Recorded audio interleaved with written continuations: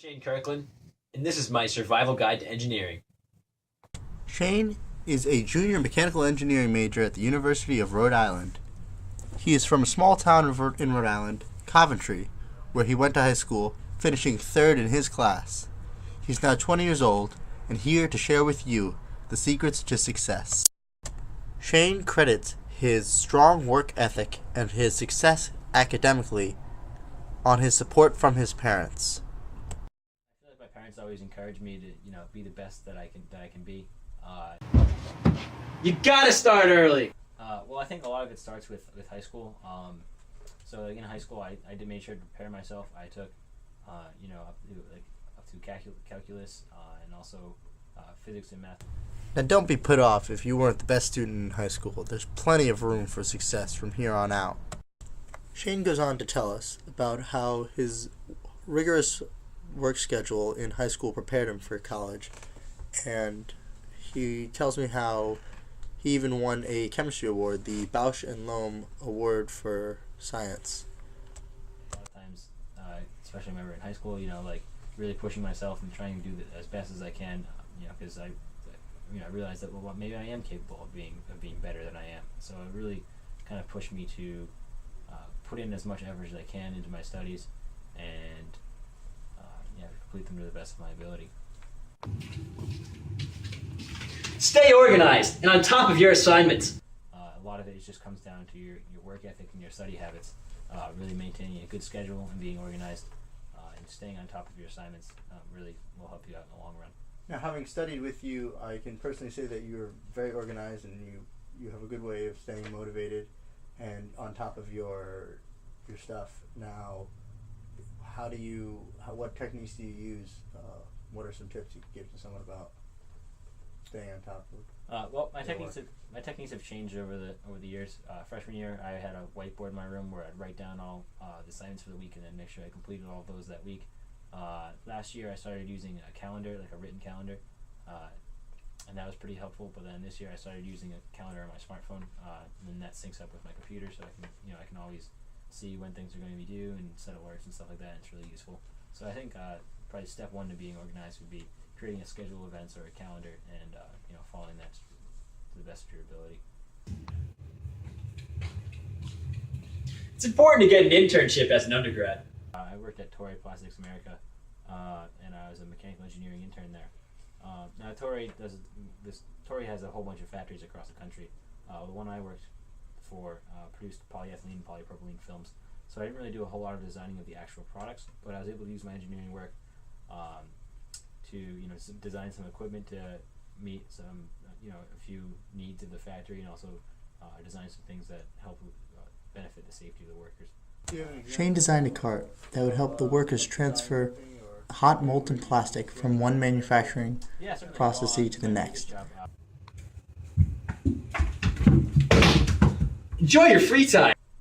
As a freshman me, well, one thing I kind of wish I had done freshman year was been a little bit more involved. I did end up joining a professional engineering fraternity, Theta Tau, and that's been a really rewarding experience. But freshman year was, it's the year when you have the most free time, and I think I would have benefited from reaching out a little bit more and meeting some different people. I kind of wish I had played soccer a little more as a freshman. I think I would have enjoyed that a lot. Soccer's been something I've played my entire life, and freshman year I didn't really do too much of it. And I'm a pretty cool guy. Don't take my word for it. let's find some students with whom Shane lives who can comment on Shane's moral and academic prowess. Let's see if anyone's walking around here. You there! Hey, what's up? Ah, JP, just the person I wanted to see. Can you comment? You know Shane for a while now. Yeah. Yeah. Can you tell me a bit about how he has influenced you or had an impact on you academically, emotionally, grammatically? Yeah, sure. I mean, Shane's probably one of the best students that I've met on campus. So just studying with him, doing things like that, I feel have really helped me out, especially with engineering classes and stuff like that, where it's usually not that. Now, can you give me an example of maybe a class that you guys have studied for that? Yeah, sure. We just had a test in our machine design class. I had no idea what was going on in that, and Shane, he was able to explain it a lot better than most of the professors were. That I can attest to that.